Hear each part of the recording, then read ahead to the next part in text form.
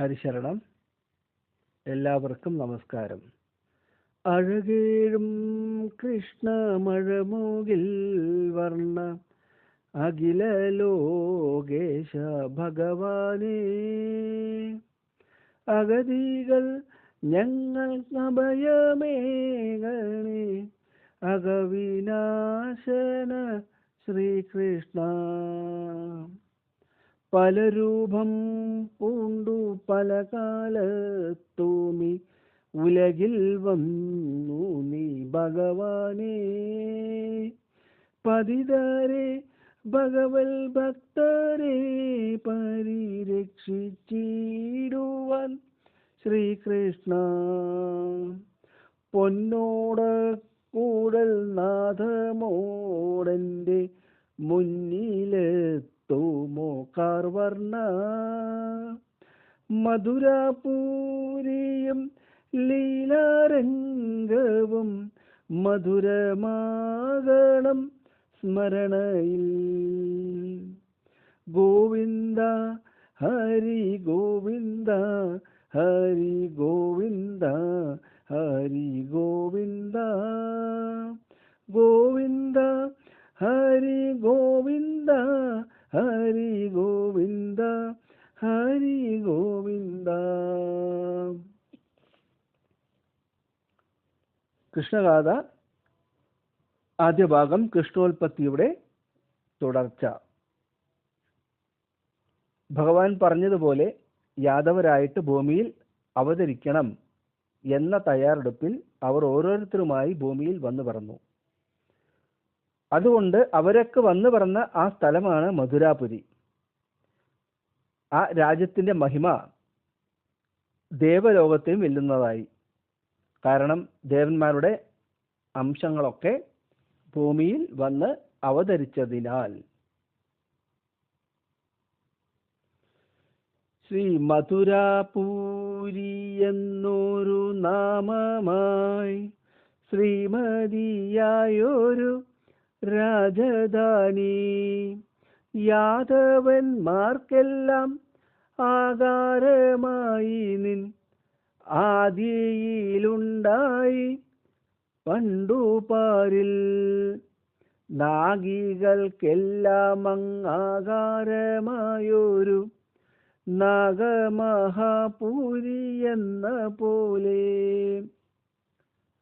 നാഗികൾ ദേവന്മാർ, ദേവന്മാരുടെ ആകാരമായ നാഗമഹാപുരി.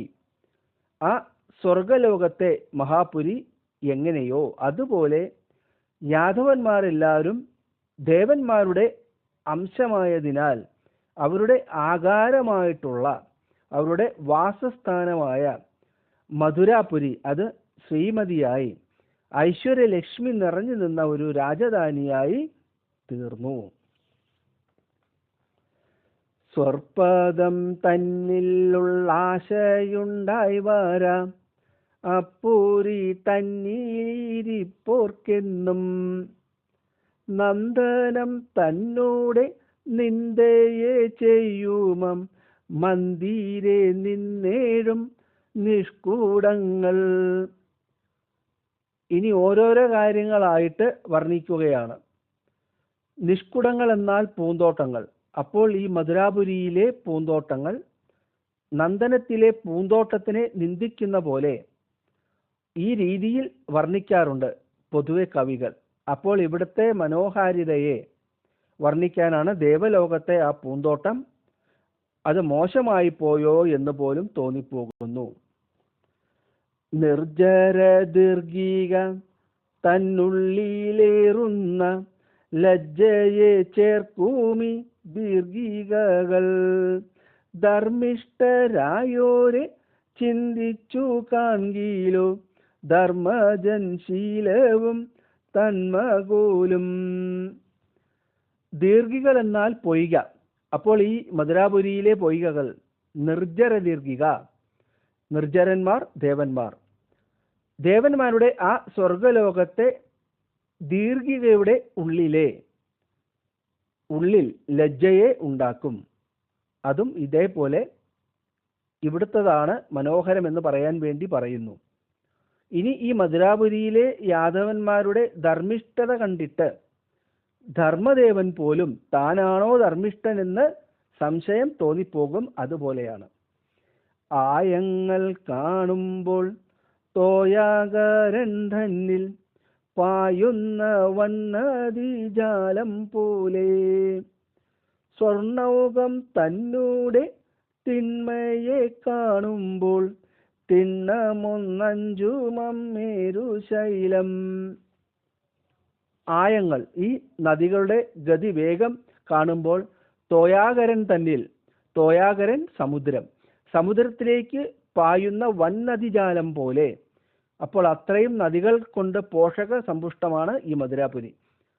ഇനി സ്വർണൗകം. സ്വർണൗകം എന്നാൽ അവിടുത്തെ സ്വർണത്തിന്റെ കൂട്ടം.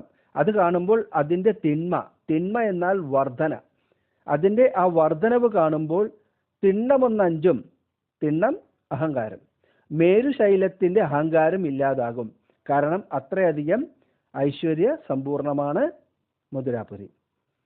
ദാനങ്ങൾ കാണുമ്പോൾ വാനവധാരുക്കൾ ഹീനങ്ങളായി വരും ദീനങ്ങളായി. ഇവിടുത്തെ യാദവന്മാരുടെ ആ ദാനശീലം കാണുമ്പോൾ വാനവദാരുക്കൾ കൽപ്പത്തരു, ആ കൽപ്പവൃക്ഷത്തിന് ഒരു ലജ്ജ തോന്നും എന്ന് പറയുന്നു. വീരരായുള്ളോർ തൻ വീരത കാണുമ്പോൾ നേരായോരില്ലായി പാരിലാരും വിദ്യകൾ കൊണ്ടുള്ള വേലകൾ കാണുമ്പോൾ വിസ്മയം കോലുമാദൂർജടിയും. ഇവിടെ യാദവന്മാരുടെ വീരത്വം, അതുപോലെ അവരുടെ വേലകൾ, വിദ്യകൾ കൊണ്ടുള്ള ലീലകളൊക്കെ കാണുമ്പോൾ വിസ്മയമുണ്ടാക്കും, ദൂർജടിക്കും. അതായത് ശിവന് പോലും അത്രയും വിസ്മയമുണ്ടാക്കുമെന്നാണ് പറയുന്നത്. അസ്ത്രങ്ങൾ കൊണ്ടവരഭ്യസിച്ചിടുമ്പോൾ എത്രയും പാഴ്പേടും ഭാർഗവനും. അസ്ത്രവീര്യത്തിൽ അഗ്രഗണ്യനാണ് ഭാർഗവരാമൻ.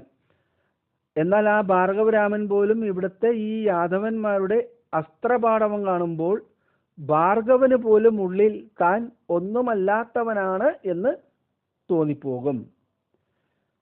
കാമുകന്മാരുടെ കാന്തിയെ കാണുമ്പോൾ കാമനും ചെഞ്ചമ്മയഞ്ചുമേറ്റം മാനിനിമാരുടെ മാൻപീനെ കാൺകീലം മേനകധീനയായി നാണമപ്പോൾ. ഇവിടുത്തെ പുരുഷന്മാരുടെ മനോഹാരിതയെ അല്ലെങ്കിൽ സൗന്ദര്യത്തെ കാണുമ്പോൾ കാമദേവന് പോലും അസൂയ തോന്നിപ്പോകും. അതുപോലെ സ്ത്രീകളുടെ മാൻപ്, മാൻപ് എന്നാൽ സൗന്ദര്യം, ആ സൗന്ദര്യത്തെ കാണുമ്പോൾ മേനക, മേനക ഒരു ദേവകന്യകയാണ്, ആ അപ്സര സ്ത്രീയായിട്ടുള്ള ആ മേനകയ്ക്ക് പോലും ലജ്ജ തോന്നിപ്പോകും. വെൺമാടം തന്നൂടെ വെണ്മയെ കാണുമ്പോൾ കന്മഷൻ തോന്നുമ കൗമുദിക്കും. വെൺമാടം, നല്ല മാളികകൾ വെണ്ണക്കല്ല് കൊണ്ടാണ് ഉണ്ടാക്കിയത്. ഈ വെണ്മയെ കാണുമ്പോൾ കൗമുദി, അതായത് നിലാവിന് പോലും വിഷമം തോന്നുന്നു എന്നാണ് പറയുന്നത്. അപ്പൂരി തന്നിൽ വിളങ്ങി നിന്നിടുന്ന ശില്പങ്ങളൊന്നൊന്നെ പാർത്തു കണ്ടാൽ വാസവ മന്ദിരം വായ്പോടു നിർമ്മിപ്പാൻ മാതൃകയായതെന്നു തോന്നും. ഇവിടുത്തെ ശില്പഭംഗി കാണുമ്പോൾ തോന്നുന്നത് ഈ വാസവ മന്ദിരം, അതായത് ഇന്ദ്രന്റെ ഒക്കെ മന്ദിരം, ഇത് കണ്ടിട്ട് ഇതിന്റെ മാതൃകയിൽ ഉണ്ടാക്കിയതാണോ എന്ന് തോന്നിപ്പോകും. ഇത്രയും വിശദീകരിച്ചതിന് ശേഷം പിന്നെയും പറയുകയാണ്, അപ്പൂരി തന്നുള്ളിൽ അത്ഭുതം ചൊല്ലുവാൻ കെൽപ്പുള്ളോരാരുമില്ലെന്നു വേണ്ട. തൽസാരമോർക്കിലോ സൗകസാരയും നിസ്സാരരായിട്ടേ വന്നു കൂടൂ.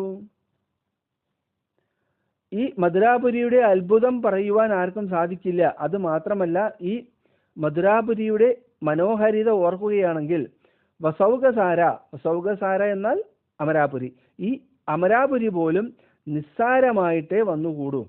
അത്രയും മനോഹരമാണ് ഈ മധുരാപുരി. ഹരിശരണം.